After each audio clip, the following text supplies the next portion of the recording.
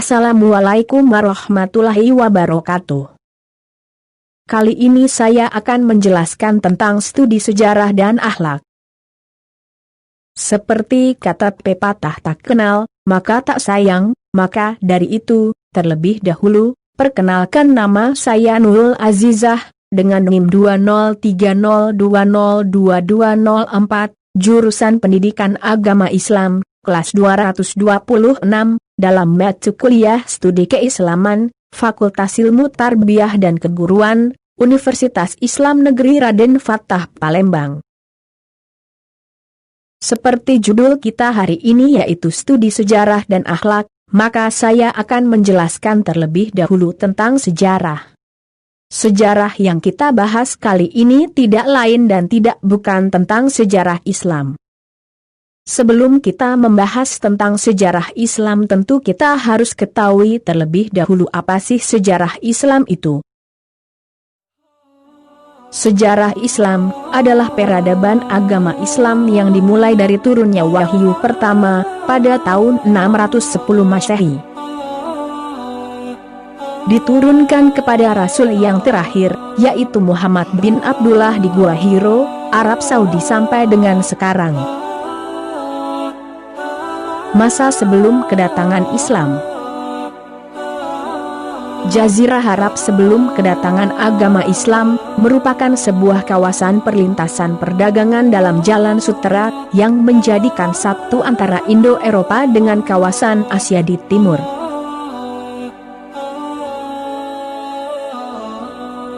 Kebanyakan orang Arab merupakan penyembah berhala dan ada sebagian yang merupakan pengikut agama-agama Kristen dan Yahudi. Mekah adalah tempat yang suci bagi bangsa Arab ketika itu, karena di sana terdapat berhala-berhala agama mereka, telaga Zam-Zam, dan yang terpenting adalah Ka'bah. Masa awal kedatangan Islam. Islam bermula pada tahun 611 Masehi ketika wahyu pertama diturunkan kepada Rasul yang terakhir yaitu Muhammad bin Abdullah di Gua Hiro, Arab Saudi. Muhammad dilahirkan di Mekah pada tanggal 12 Rabiul Awal tahun Gajah, 571 Masehi. Ketika Nabi Muhammad berusia 40 tahun, ia mulai mendapatkan wahyu yang disampaikan malaikat Jibril, dan sesudahnya selama beberapa waktu, dan mulai mengajarkan ajaran Islam secara tertutup kepada para sahabatnya. Setelah 3 tahun menyebarkan Islam secara sembunyi-sembunyi, akhirnya ajaran Islam kemudian juga disampaikan secara terbuka kepada seluruh penduduk Mekah, yang mana sebagian menerima dan sebagian lainnya menentang. Pada tahun 622 Masehi, Nabi Muhammad dan pengikutnya berpindah ke Madinah. Peristiwa ini disebut hijrah dan semenjak peristiwa itulah dasar permulaan perhitungan kalender Islam. Di Madinah, Nabi Muhammad dapat menyatukan orang-orang Ansor yaitu kaum muslimin dari Madinah, dan muhajirin yaitu kaum muslimin dari Mekah, sehingga semakin kuatlah umat Islam. Dalam setiap peperangan yang dilakukan melawan orang-orang kafir, umat Islam selalu mendapatkan kemenangan. Dalam fase awal ini, tak terhindarkan terjadinya perang antara Mekah dan Madinah.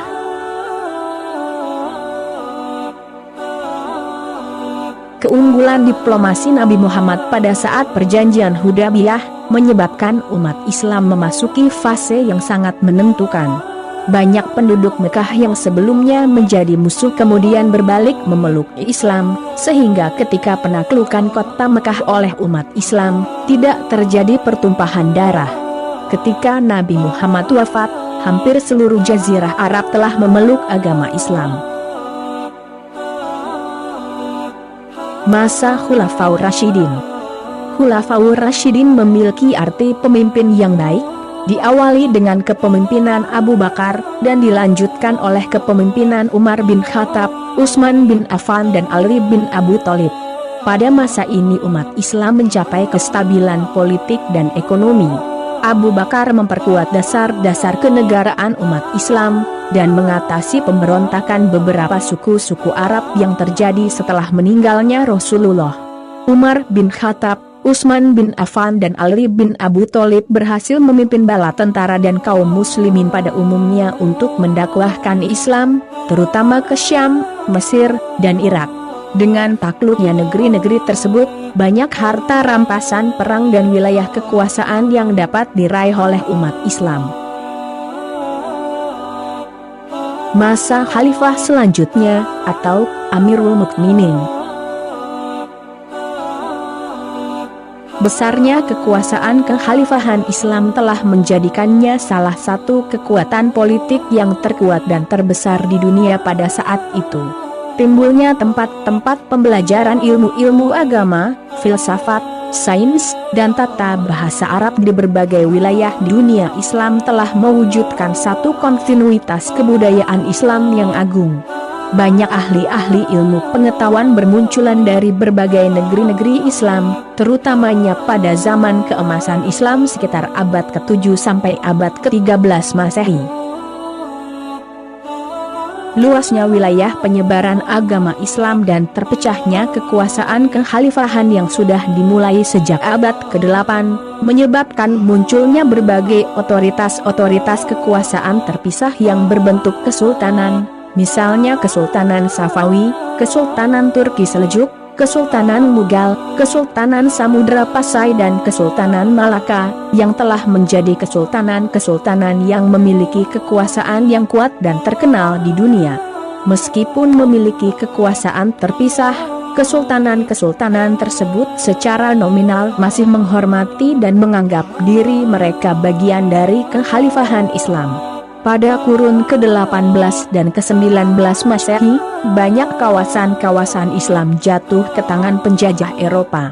Kesultanan Utsmaniyah atau Kerajaan Ottoman, yang secara nominal dianggap sebagai kekhalifahan Islam terakhir, akhirnya tumbang. Selepas Perang Dunia I, Kerajaan Ottoman pada saat itu dipimpin oleh Sultan Muhammad V, karena dianggap kurang tegas oleh kaum pemuda Turki, yang dipimpin oleh Mustafa Kemal Pasha atau Kemal Atatürk. Sistem kerajaan dirombak dan diganti menjadi republik.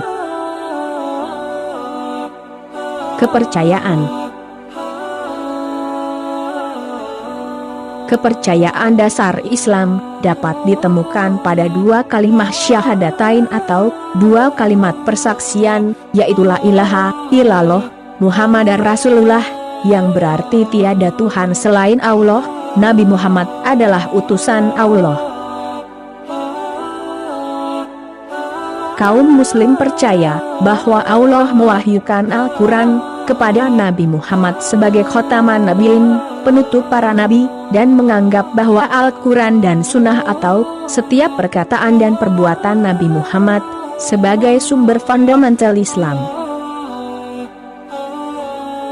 Hampir semua muslim tergolong dalam salah satu dari dua mazhab terbesar, Sunni 85% dan Syiah 15%. Negara dengan mayoritas pemeluk Islam Sunni adalah Indonesia, Arab Saudi, dan Pakistan, sedangkan negara dengan mayoritas Islam Syiah adalah Iran dan Irak. Doktrin antara Sunni dan Syiah berbeda pada masalah imamah, kepemimpinan, dan peletakan Ahlul Bait, keluarga keturunan Nabi Muhammad. Namun secara umum, baik Sunni maupun Syiah percaya pada rukun Islam dan rukun iman walaupun dengan terminologi yang berbeda. Hingga saat ini, diperkirakan terdapat antara 1.250 juta hingga 1,4 miliar umat muslim yang tersebar di seluruh dunia. Dari jumlah tersebut sekitar 18% hidup di negara-negara Arab, 20% di Afrika, 20% di Asia Tenggara, 30% di Asia Selatan yakni Pakistan, India dan Bangladesh. Populasi muslim terbesar dalam satu negara dapat dijumpai di Indonesia. Populasi muslim juga dapat ditemukan dalam jumlah yang signifikan di Republik Rakyat Cina, Amerika Serikat, Eropa, dan Asia Tengah.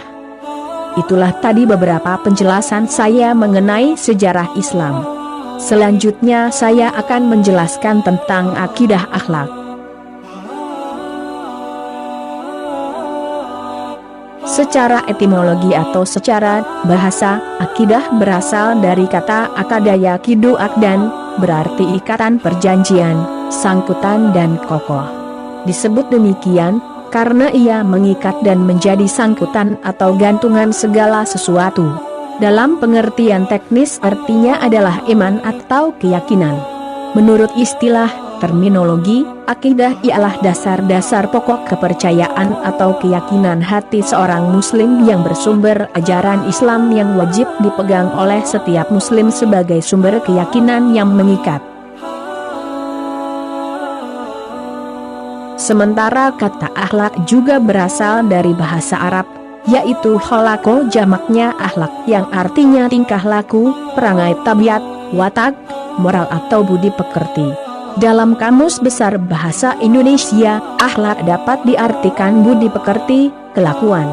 Jadi, akhlak merupakan sikap yang telah melekat pada diri seseorang dan secara spontan diwujudkan dalam tingkah laku atau perbuatan.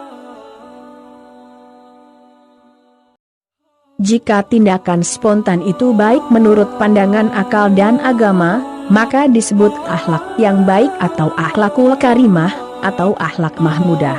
Akan tetapi apabila tindakan spontan itu berupa perbuatan-perbuatan yang jelek, maka disebut akhlak tercela atau akhlakul mazmumah.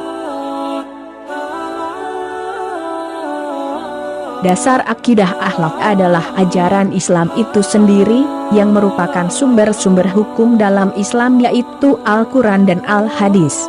Al-Quran dan Al-Hadis adalah pedoman hidup dalam Islam yang menjelaskan kriteria atau ukuran baik buruknya suatu perbuatan manusia.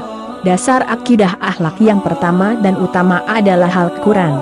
Ketika ditanya tentang akidah akhlak Nabi Muhammad, Siti Aisyah lalu berkata, dasar akidah akhlak Nabi Muhammad adalah Al-Quran. Islam mengajarkan agar umatnya melakukan perbuatan baik dan menjauhi perbuatan buruk.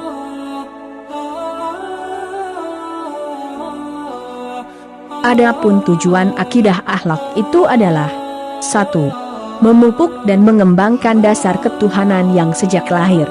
Manusia adalah makhluk yang berketuhanan. Sejak dilahirkan manusia terdorong mengakui adanya Tuhan.